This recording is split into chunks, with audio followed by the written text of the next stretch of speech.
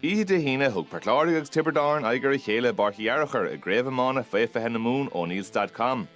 An aireocht le Port Láirge tacht chó hain treis cailún go tram a gine Kirkig. Go mí holidirslán in Núngarván don ceann seo. Seach Port Láirge agus Charlie Treen, seach sa Lawrenson. Cillian Ryan leis a gceann in teachtaiste ceann fada na muir sást sár cúlín an son ag Ryan.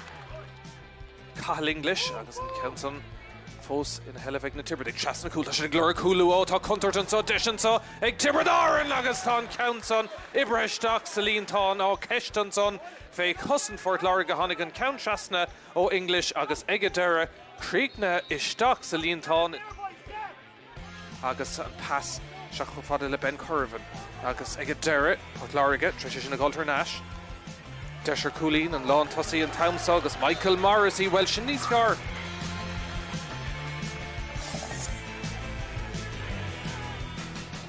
Cliste ibristeach an son oscailtí agus deis an son ag Tiobraid Árann an ceann son ibristeach bhí sean an son ag Conor Martin. Gantha orga agus dútharm Tiobraid Árann ó sa chóir fós a teach an son to Conor Keane. Fear de la Salle an ceann son ag taistil well sin scór má.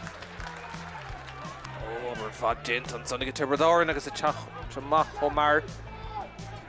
Well Tiobraid Árann inis.